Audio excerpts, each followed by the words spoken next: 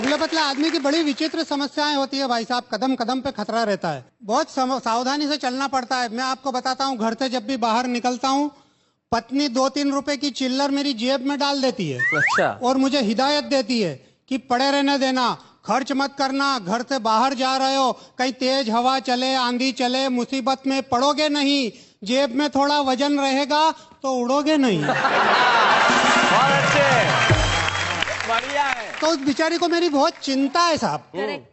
और चिंता करना भी चाहिए, आखिर मैं उसका पति हूँ। हाँ, कैसा भी हूँ तो क्या हो गया।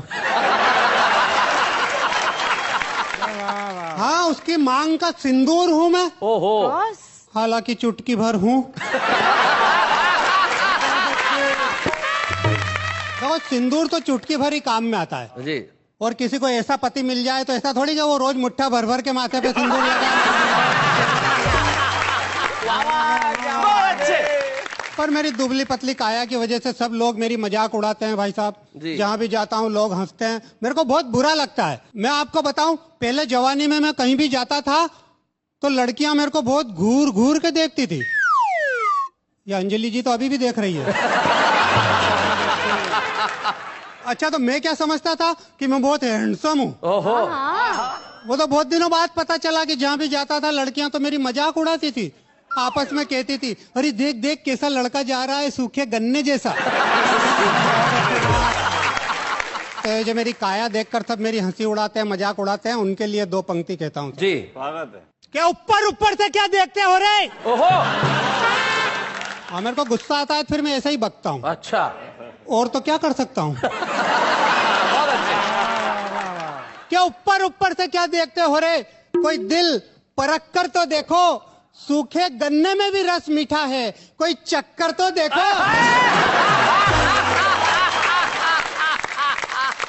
वो क्या है कि दुबले पतले आदमी को एक तो जोश बहुत आता है। बहुत।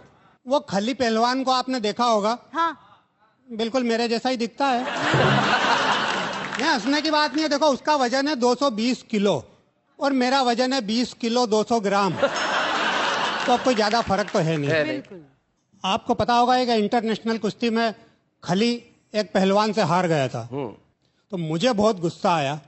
मैंने कहा, अपने देश के पहलवान को कोई विदेशी हरा दे, और वो भी मेरे होते हुए। ओहो। इस घटना का ऐसा हुआ प्रभाव कि आओ देखा ना ताओ, मैं भी पहुंच गया इंटरनेशनल कुश्ती में। लड़ने नहीं, देखने।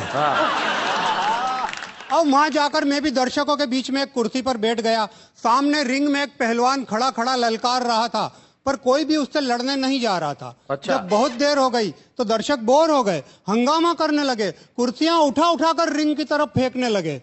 तो मेरे पड़ोस वाले दर्शक ने भी जोश में आकर एक कुर्सी उठाकर रिंग की तरफ फेंक दी। अब उसे पता ही नहीं था कि उस कुर्सी में मैं भी था। बहुत अच्छे। अब वो पहलवान भी मुझे आंखें फाड़ फाड़ कर देखने लगा। बोला, मच्छर तू यहाँ क्यों आया? मैंने कहा, यार आया कौन, मुझे तो यहाँ फेंका गया। वो बोला, चल तैयार हो जा लड़ने के लिए। तो मैंने भी कह दिया, तू भी तैयार हो जा जेल में सड़ने के लिए। ओहो। वो बोला, कैसे? मैंने कहा, ऐसे, तू मुझे हाथ भी लगाएगा तो मर्डर के केस में फंस जाएगा। बहुत अच्छे। इतना कहकर मैंने उसकी गर्दन अपनी दोनों बाहों में जकड़ ली। दर्शक तालियां बजाने लगे कि वाह, इसने तो पहलवान की गर्दन पकड़ ली। पर भाई साहब, मैं तो उसके कान के पास मुंह ले जाकर बोला, पहलवान तुझे जीतने के कितने डॉलर मिलेंगे यार? वो बोला, 25,000। मैंने कहा, अगर तू हार गया इस बार तो मैं तुझे डॉलर दूंगा 50,000। ओहो। तो वो अपना हित जान गया, मेरी बात तुरंत मान गया। फिर तो मैंने भी खूब घूंसे जमाए, अच्छा। खूब लातें चलाई। हालांकि ऐसा करने से चोटें तो मुझे ही आई। बहुत अच्छा। उसका क्या बिगड़ना था, वो तो पत्थर जैसा था। पर देश की इज्जत का सवाल था, खली की हार का बदला लेने का भी ख्याल था। इसलिए मैंने खूब घूंसे जमाए, खूब लातें चलाई, और मारते मारते जब मैं हो गया अधमरा तो मेरी हालत देखकर वो पहलवान भी डरा। उसने सोचा, ये यूं ही मारता रहा तो सचमुच मर जाएगा, मेरा पेमेंट भी डूब जाएगा, मुझे अंदर भी करवाएगा। तो वो बेचारा तुरंत नीचे गिरकर ढेर हो गया। मैं भी उसकी छाती पर चढ़कर शेर हो गया। ओहो। दर्शक चकित हो गए, बोले इसने गजब करामात कर दी, और खुश होकर सबने मुझ पर डॉलरों की बरसात कर दी। हाय हाय हाय हाय हाय, क्या बात है। पर भाई साहब यहीं खत्म नहीं हुआ ये किस्सा। शाम को होटल में आ गया मांगने वो अपना हिस्सा। मैंने कहा रे तू पहलवान ही रहेगा या कभी अकल से भी काम लेगा? अरे रिंग में जो हुआ वो परिस्थितियों का दबाव था, वो तेरा दाव था और ये मेरा दाव था। भाई बहुत अच्छे।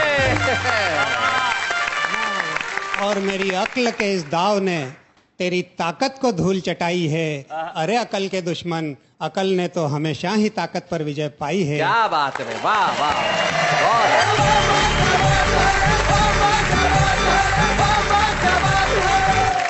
अरे भाई कमाल कर दिया नंद किशोर अकेला जी, आपने कमाल कर दिया, क्या बात है। और सबसे बड़ी चीज जो है, बहुत मुश्किल होता है स्वयं पे हंसना, लेकिन आपने खुद पे हंस के जो सारे जमाने को हंसाने का काम किया है,